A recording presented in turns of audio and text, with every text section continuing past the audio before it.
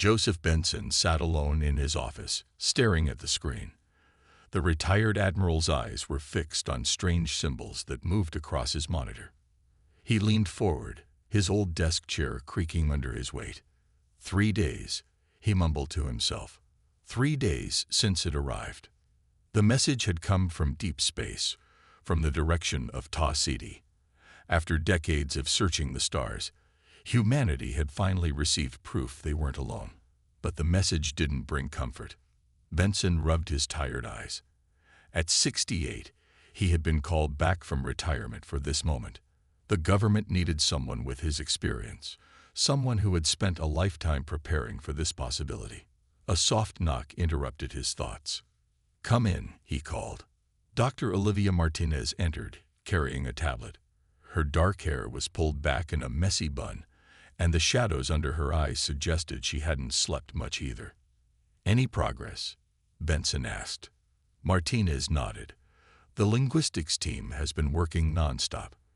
We've managed to decode more of the message." And Benson's voice remained steady, but his knuckles whitened as he gripped his desk. "It's definitely a warning, Admiral." Martinez placed her tablet on the desk and tapped the screen. New symbols appeared, alongside tentative translations, or perhaps more accurately, a threat. Benson studied the translations. "They're coming here." "Yes, based on the time frame mentioned in the message, we estimate 8 months until they arrive." Martinez pushed her glasses up her nose. "But there's something else that concerns us." She swiped across her tablet, revealing images of military bases around the world, images that couldn't possibly have been taken from Earth. "These were embedded in the message," she explained. "They'd been watching us, studying our defenses." Benson stood and walked to the window. Outside, the Virginia military complex buzzed with increased activity. Since the message arrived, the base had been operating at its highest alert level. "How much do they know about our capabilities?" he asked. "That's unclear. The message contains detailed scans of our known military installations, satellite networks, and naval fleets." But what, Doctor?" Martinez looked uncomfortable. "There's a certain arrogance to the message. The language suggests they don't consider us much of a threat." Benson allowed himself a small smile. "Good. Sir, let them underestimate us." Benson returned to his desk and pressed a button on his secure phone. "Get me the Secretary of Defense." While waiting for the call to connect, he looked at Martinez. "What about Project Horizon? Does the message indicate they know anything about that?" Martinez shook her head. "No mention of any of our classified deep space initiatives. Nothing about the lunar base or the Mars defense grid." "Then we still have an advantage." Benson's expression hardened. "They think they're dealing with a primitive species barely capable of reaching our own moon." The phone buzzed. "Secretary Wilson is on line 1. Admiral." Benson picked up the receiver. "Mr. Secretary, it's time to activate the Sentinel protocol." "Yes, sir. The threat is confirmed." He listened for a moment. "Understood. I'll brief the Joint Chiefs in 1 hour." After hanging up, Benson turned back to Martinez. "Doctor, I need your team to prepare a response message." "What should it say?" Benson's eyes narrowed. "Nothing. For now, we stay silent. Let them think their message frightened us into submission." Martinez nodded slowly. And then, Benson said, his voice dropping to nearly a whisper, "We show them exactly how wrong they are about humanity." As Martinez left his office, Benson turned back to the window. Somewhere out there, beyond the blue sky, visitors were coming. They thought they were hunting prey, but humanity had been preparing for this moment longer than anyone knew. The aliens were about to learn a painful lesson. The United Nations Space Security Council meeting room buzzed with nervous energy. Representatives from every spacefaring nation sat around the massive circular table. Large screens displayed data about the alien message. The room, normally filled with arguments and political games, was unusually quiet. Colonel Grace Harper walked to the center of the room.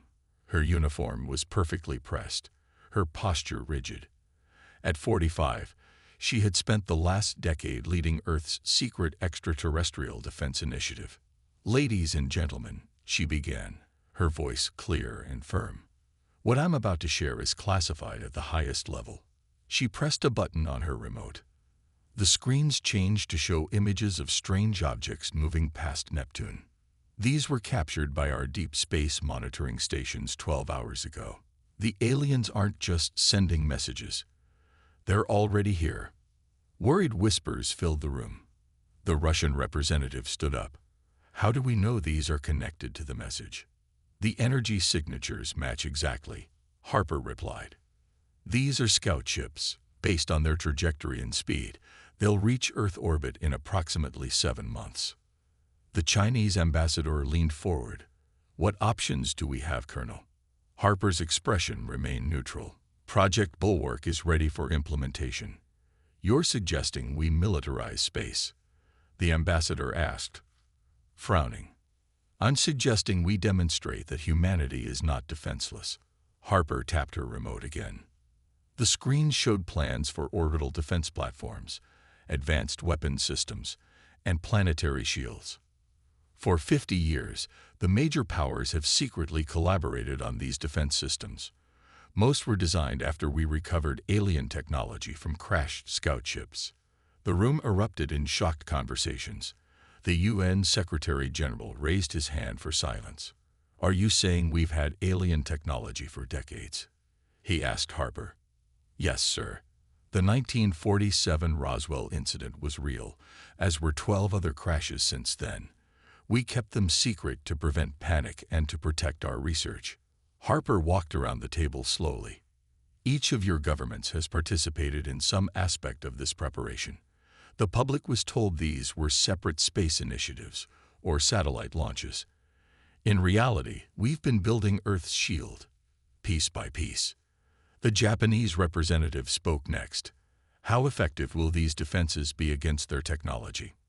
"We've been reverse engineering their systems for generations," Harper answered. "In some areas, we've even improved upon their designs. But we need full cooperation now. No more hiding behind national interests." The American president stood up. "Colonel Harper has my complete support. The United States will commit all necessary resources." One by one, the other leaders voiced their agreement. Unity in the face of a common threat. "What do we tell the public?" asked the European Union representative. Harper took a deep breath. "The truth. A limited version. But the truth. People deserve to know what's coming." "There will be panic," warned the Indian Prime Minister. "Yes," Harper nodded. "But also preparation. Humanity has faced existential threats before. We've survived ice ages, plagues, and world wars. We've climbed out of caves and reached for the stars. We will not surrender our world without a fight."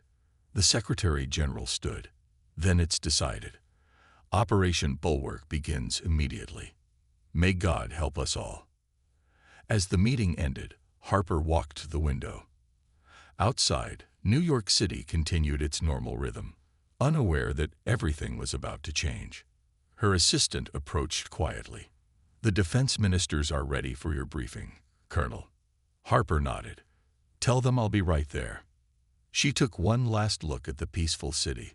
Soon, humanity would learn they weren't alone in the universe, and that the universe was not a friendly place.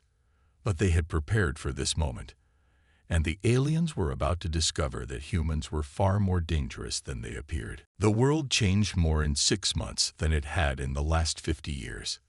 The announcement about the alien message shocked everyone at first. There was panic in some places. People rushed to stores, bought supplies, and some even built shelters. But after a few weeks, something unexpected happened. People began to work together. Countries that had fought for centuries now shared resources and technology. Scientists who once competed now collaborated around the clock. Military forces trained together instead of preparing to fight each other. Humanity had found a common purpose: survival. Deep in the Nevada desert, a massive facility hummed with activity. What had once been a secret military base was now the command center for Earth's defense system. Major Alan Rodriguez walked through the central control room, checking progress reports on his tablet. "Major, we're ready for the shield test," called Lieutenant Kelly Wilson from her station. Her fingers moved quickly across a complex control panel. Rodriguez nodded and joined her. "Let's see where we stand." Wilson activated the main display. A 3D model of Earth appeared, with a thin blue layer surrounding it. "We've got the quantum shield generators deployed in all key locations. Power output is stable at 98% of maximum." "And the coverage?" Rodriguez asked, his eyes scanning the data. "The simulation shows we can protect most major population centers and critical infrastructure." Wilson highlighted areas on the map, but there are still gaps in the coverage over some parts of Africa and the Pacific. Rodriguez frowned. "Most isn't good enough. We need to protect them all." "We're working on it, sir," Wilson replied. "The engineers think they can boost the power by another 10% if we reroute through the secondary grid." "Do it," Rodriguez ordered, "and check with the team in Singapore. They were developing a way to extend the shield range." Wilson nodded and turned back to her station. Rodriguez continued his walk through the facility. In another section, civilian volunteers worked alongside military personnel, assembling components for the defensive satellites. Rodriguez stopped to watch an elderly man carefully calibrating a circuit board. "How's it going, Mr. Peterson?" he asked. The old man looked up and smiled. "Just fine, Major. Never thought I'd come out of retirement to help save the world, but here we are." "We appreciate your expertise," Rodriguez said sincerely. "My grandson is only 6, Peterson replied, his hand steady as he worked. "I want him to have a future." Similar scenes played out across the globe. In Russia, submarine factories now produced underwater defense platforms. In Japan, robotics engineers created automated repair systems for the orbital network. Brazilian rainforests hid massive electromagnetic pulse generators. Australian outback stations housed early warning systems. And in space, astronauts from a dozen nations worked to assemble the first wave of defense satellites. Each day, more were launched into orbit, forming an invisible web around the planet. In his private office, Rodriguez reviewed the latest intelligence reports. The alien scout ships had passed the orbit of Mars. They were getting closer. His phone buzzed. It was a message from General Harper. "Security weekly meeting. Nenigui develop manientis." Rodriguez quickly headed to the secure conference room. On the way, he passed the facility's cafeteria. It was full of people, soldiers, scientists, engineers, and volunteers from all over the world. 6 months ago, many of them wouldn't have spoken to each other. Now they worked together, ate together, and prepared together. As he watched them, Rodriguez felt something he hadn't expected: hope. The aliens might have advanced technology and weapons unknown to humans, but they had made one critical mistake. They had given humanity time to prepare. And humans were at their best when their backs were against the wall. The aliens were about to learn that the hard way. The alien ship appeared suddenly, dropping out of faster-than-light travel just beyond the moon's orbit. It was smaller than expected, about the size of a naval destroyer, but its sleek black hull seemed to absorb light rather than reflect it. Earth's sensors detected energy readings unlike anything humans had ever recorded. Commander Daniel Foster floated near the observation window of the International Space Station Io. The reinforced glass was designed to withstand micrometeorite impacts, but he wondered if it could protect against whatever weapons that ship carried. "Quite a sight, isn't it?"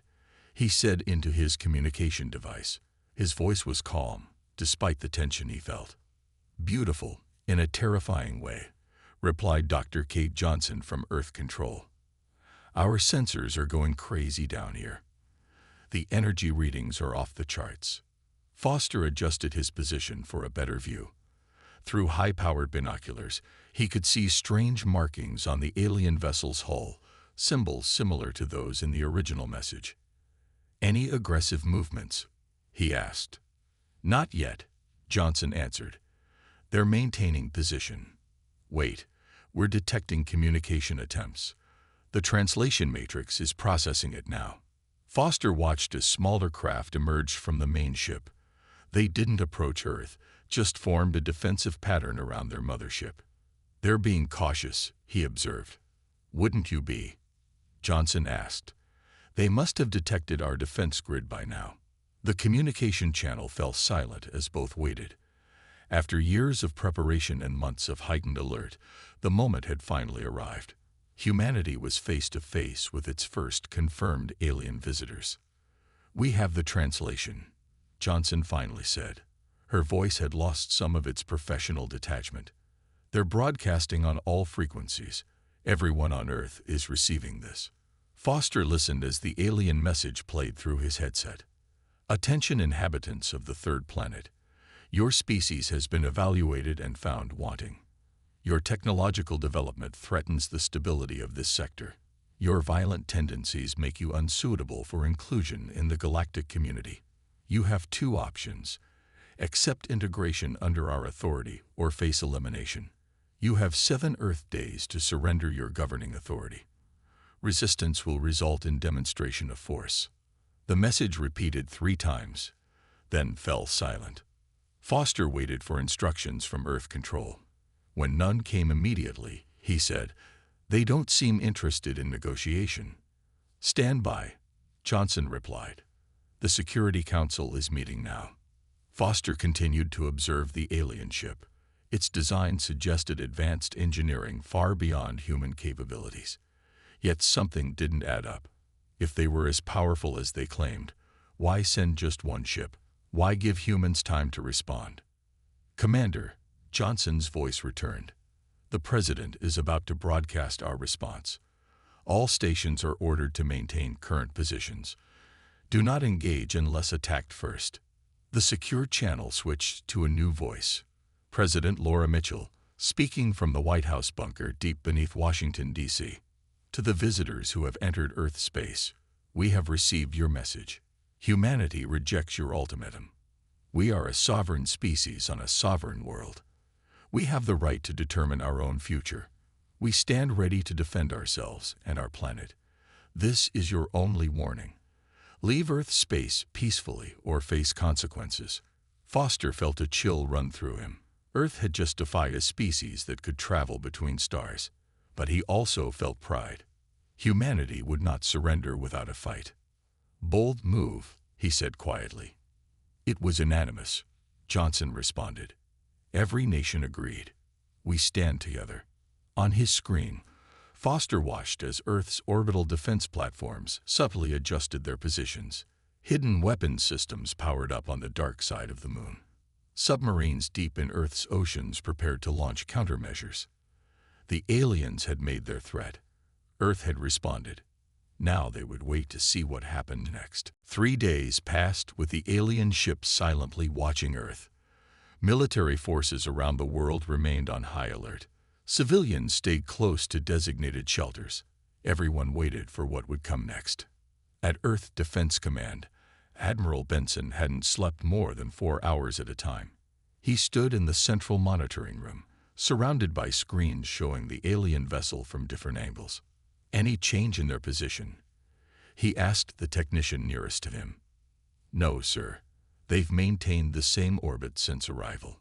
Suddenly, alarms blared throughout the facility. Red warning lights flashed on every screen. "Energy spike," shouted the sensor operator. "They're powering up their main weapon system." Benson grabbed the communication link. "All stations, this is not a drill. Prepare for defensive measures." The alien ship turned slightly, aiming toward Earth. A bright blue light gathered at its front section, growing more intense by the second. "They're targeting the Pacific Ocean," reported the tactical officer. "Coordinates indicate an uninhabited area. No ships or islands within 200 miles. Benson's eyes narrowed. A demonstration, just as they promised. The blue light shot from the alien vessel, a concentrated energy beam heading straight for Earth. It crossed the distance in seconds, aimed at the empty stretch of ocean. "Quantum shield activation in 3, 2, 1, called out the defense systems operator. Just as the alien beam was about to hit the ocean's surface, a shimmering field of energy loomed into existence. The shield glowed with a soft golden light as it intercepted the attack. The alien beam scattered harmlessly, its energy dispersed into the atmosphere as nothing more than a spectacular light show. In the command center, a moment of shocked silence was followed by cheers. "Shield holding at 82% capacity," announced the system's operator. "Minimal power drain. The defense network is functioning exactly as designed." Benson allowed himself a brief smile before raising his hand for silence. Let's not celebrate yet. This was only their first move. On his command, 12 orbital defense platforms that had remained hidden now revealed themselves, moving into position around the alien ship. Each platform locked its targeting systems onto the vessel. "Open a channel," Benson ordered. "All frequencies, just like they used." When the communication officer nodded, Benson spoke clearly and forcefully. "Attention, alien vessel. This was our demonstration. Your weapons cannot penetrate our shields. Our defense systems are now locked onto your ship. We have had decades to study the crashed scout ship in Antarctica. We reversed engineered your weapons. We improved them. The next move is yours." He signaled to cut the transmission, then turned to Dr. Martins, who stood nearby. "What do you think they'll do?" she asked quietly. "If they're smart, they'll reconsider their approach," Benson replied. "If not..." He left the sentence unfinished. On the main screen, the alien ship remained motionless, its weapon system powered down, the blue light fading away. Minutes stretched into hours with no response. The tension in the command center grew. Some feared the aliens were preparing a stronger attack. Others hoped they were reconsidering their threats. "Admiral," called the communications officer, "we're receiving a signal from the alien ship. They're requesting to speak directly with our leaders." Benson exchanged glances with Martinez. "Put it through on the main screen." The largest monitor flickered, then displayed an image that made everyone in the room stare in amazement. The alien commander appeared humanoid, but with striking differences: gray-blue skin, large compound eyes like an insect's, and a mouth that seemed too wide for its face. It studied the humans for a moment before speaking. "Your defense capabilities were unexpected," it said in perfect English. "Perhaps we have more to discuss than we initially believed." Benson straightened his uniform and stepped forward.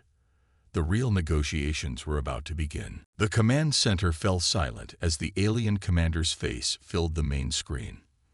Its large compound eyes reflected the light strangely, giving it an otherworldly appearance despite its somewhat humanoid features. Dr. Martins moved to stand beside Admiral Benson, her tablet ready to record this historic conversation. "They're hailing us on all frequencies," announced the communications officer. "The translation system is functioning perfectly." "Put them through," Benson ordered, straightening his uniform. The alien spoke first, its voice surprisingly melodic despite coming through the translator. "Your defensive capabilities are impossible. Your civilization was assessed as pre-spaceflight only 80 cycles ago." President Mitchell joined the conversation from her secure location. Her image appeared on a smaller screen next to the aliens. "You should have checked more recently," she replied calmly. "Humanity advances quickly when threatened." The alien's head tilted slightly. "Threatened? We have only just arrived." "Not true." Benson stepped forward. "We've been expecting you since your first probe crashed in 1947, and the others that followed." The alien commander seemed to freeze for a moment. Its large eyes blinked rapidly, a gesture that Dr. Martinez noted might indicate surprise. "Impossible," it said finally. "Those vessels were stealth-shielded. You couldn't have detected them, much less recovered and understood the technology." "Never underestimate human ingenuity," Martinez said, "especially when we feel endangered." The alien turned to speak to someone off-screen, the conversation happening in clicks and whistles that the translation software couldn't process. When it turned back, its posture had changed subtly. "This changes the assessment," it stated. Your species was classified as primitive and dangerous. The recommendation was for containment or elimination. And now, President Mitchell asked, now we must reconsider. We will withdraw and report to the Council. Your advancement rate is concerning. Benson moved closer to the screen. Before you go, we have a message for whoever sent you. The alien's gaze fixed on him. Proceed. Earth is protected, Benson said firmly. We have prepared for centuries, hidden our true capabilities, and built defenses your scanners cannot detect. We do not seek conflict, but we will not be conquered or eliminated. The alien was silent for a long moment. You speak as if you have experience with interstellar threats. This is your first contact with our kind. Is it? Martins asked. Or are you just the first to announce yourselves before attacking? This seemed to give the alien pause. It made that strange blinking gesture again. We will withdraw to the edge of your system, it finally said. We request permission to remain there while we consult with our leadership. President Mitchell looked to her advisors, who nodded slightly. Granted, but any approach toward Earth will be considered hostile. Understood, the alien replied. We request one more thing. A data package about your species, to help correct our assessment. Martinez stepped forward. We've already prepared one. She nodded to a technician who transmitted the files. It contains our history, our cultural diversity, our scientific achievements. And our wars, Benson added. So you understand what happens when humans are threatened.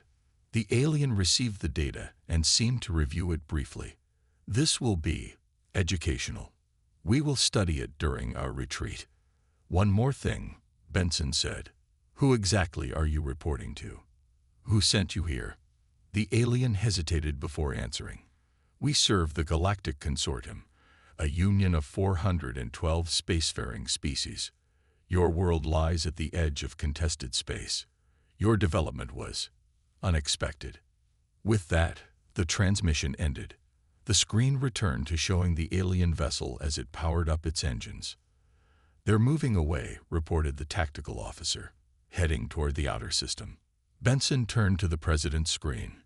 Do you think they'll be back? Count on it, she replied. But next time, they'll know exactly who they're dealing with. As the alien ship retreated, Earth's defense grid remained at full alert. This was not the end, but perhaps the beginning of something new. Humanity's formal introduction to the stars. The alien vessel left Earth orbit the next day. Everyone watched as it moved past the Moon, then Mars, and finally beyond the reach of Earth's standard monitoring systems. Only the deep space arrays could track its progress as it headed toward the outer planets. Before leaving, the ship had transmitted acknowledgement of the data package humanity had provided. The package contained Earth's history, centuries of warfare and conflict, but also art, music, and scientific achievements. It showed how humans had repeatedly faced threats and adapted, how they had fought among themselves, but always united against outside dangers. In the weeks that followed, the world slowly returned to a new normal. The public defense preparations continued, but the initial panic faded. Schools reopened. People went back to work. Life went on, but with a new awareness of humanity's place in the universe. 6 months passed. Then 1 year. Earth's defense systems remained active, constantly scanning the skies. New satellites joined the network. The quantum shield technology was refined and expanded. Underground shelters were completed in major cities around the world. Then, on an ordinary Tuesday, the deep space listening posts detected a new signal. It wasn't coming from the direction of the alien ship.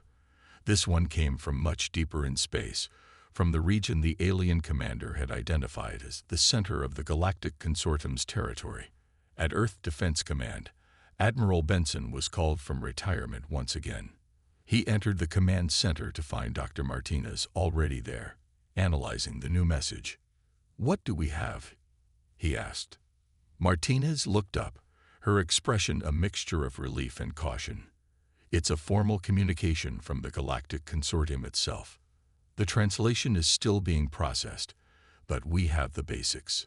She handed him a tablet. Benson read the message carefully. To the species of Sol 3, your demonstration has been acknowledged. Your territory is marked as sovereign and hazardous. The Galactic Consortium extends provisional recognition of your territorial claims to your solar system.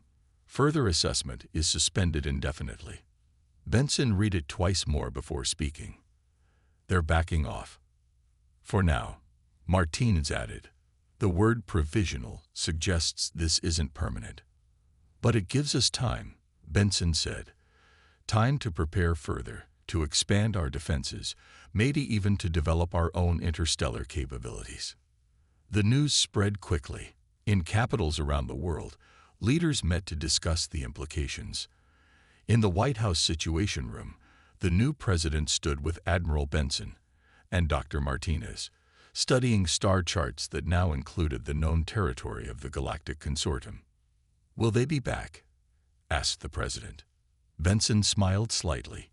Eventually, but they'll come as diplomats next time, not conquerors. And we'll be ready either way, added Martinez. The president walked to the window, looking out at the Washington Monument in the distance. We should send a response. What kind of response? Asked Benson. A simple one, the president replied.